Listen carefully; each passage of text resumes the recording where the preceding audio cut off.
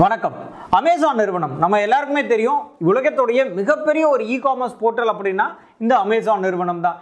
இவங்களுடைய ஆண்டு வருமானம் அப்படின்னு பார்த்தீங்கன்னா 2020 மட்டுமே இவங்களுடைய ரெவென்யூ அப்படின்றது கிட்டத்தட்ட 386 பில்லியன் யூஎஸ் டாலருங்க. இந்திய ரூபாயின் மதிப்பு படி பார்த்தீங்கன்னா கால்குலேட் பண்ணவே முடியல. நீங்கள் கால்குலேட் பண்ணீங்க அப்படின்னா அதை கமெண்ட் பாக்ஸில் கமெண்ட் பண்ணுங்கள். ஓகே, இவ்வளோ பெரிய சாம்ராஜ்யமாக இந்த அமேசான் நிறுவனம் மாறினதுக்கு பின்னாடி பார்த்தீங்கன்னா பல சிறு குறு நிறுவனங்களுடைய சோக கதை அடங்கி இருக்குங்க. அப்பேற்பட்ட ஒரு கொடூரமான இந்த அமேசான் நிறுவனத்தால் செய்யப்பட்ட ஒரு கொடூரமான செயல் பற்றி தான் நம்ம இந்த வீடியோவில் பார்க்க போகிறோம்.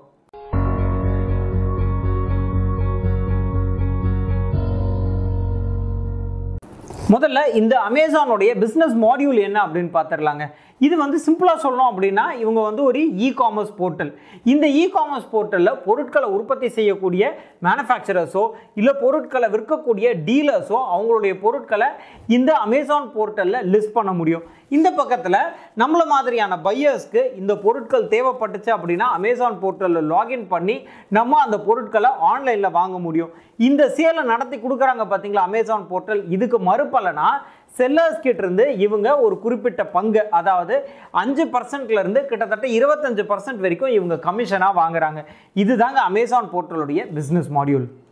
2010 வருஷம் பைரட் ட்ரேடிங் கம்பெனி அப்படின்னு ஒரு நிறுவனம். இவங்க ட்ரைபாடுகள் உற்பத்தி செய்யக்கூடிய ஒரு நிறுவனம்ங்க.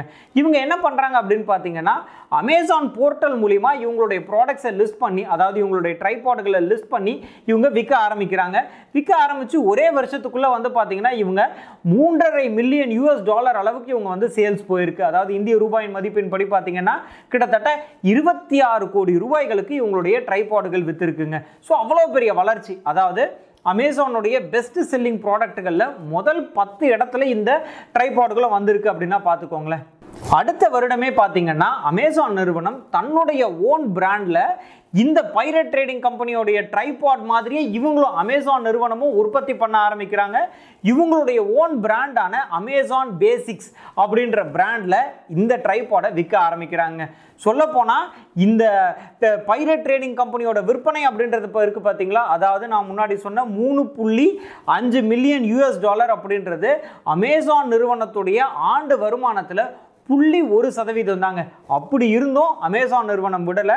இந்த பைரட் ட்ரேடிங் கம்பெனி அவங்களுடைய ட்ரைபாட் மாதிரியே டூப்ளிகேட் ட்ரைபாட்ஸை கிரியேட் பண்ணுறாங்க. அவங்களுடைய போர்ட்டல்லையே லிஸ்ட் பண்ண ஆரம்பிக்கிறாங்க, விற்கவும் ஆரம்பிக்கிறாங்க. இதை பார்த்து அதிர்ந்து போன இந்த பைரட் ட்ரேடிங் கம்பெனியோடைய நிறுவனம் பார்த்தீங்கன்னா உடனடியாக ஒரு கேஸ் ஃபைல் பண்ணுறாங்க. ஆனால் அது ஒன்றும் பெரிய பலன் அடிக்கலை. இது தொடர்ந்துகிட்டு இருக்கும் போதே என்ன ஆச்சு அப்படின்னு பார்த்தீங்கன்னா இந்த அமேசான் நிறுவனத்துடைய இந்த ட்ரைபாட்ஸ் இருக்கு இல்லைங்களா, அதாவது அமேசான் பேசிக்ஸ் ட்ரைபாட், இதெல்லாம் இந்த பைரட் ட்ரேடிங் கம்பெனியோடைய ட்ரைபாடுகளை விட கிட்டத்தட்ட 10 மடங்கு விலை குறைவாக விற்க ஆரம்பிக்கிறாங்க. அதனால இந்த பைரட் ட்ரேடிங் கம்பெனியோடைய ட்ரைபாடுகள் அத்தனை விற்காம நின்று போகுது. இதோட மட்டும் நிற்கலைங்க. அமேசான் நிறுவனம் என்ன பண்ணுறாங்க அப்படின்னா அதுக்கு அடுத்த வருஷமே இந்த பைரட் ட்ரேடிங் கம்பெனிகளுடைய ட்ரைபாடுகள் அத்தனையும் அமேசான் போர்ட்டலில் இனிமேல் விற்கக்கூடாது அப்படின்னு பேன் பண்ணுறாங்க.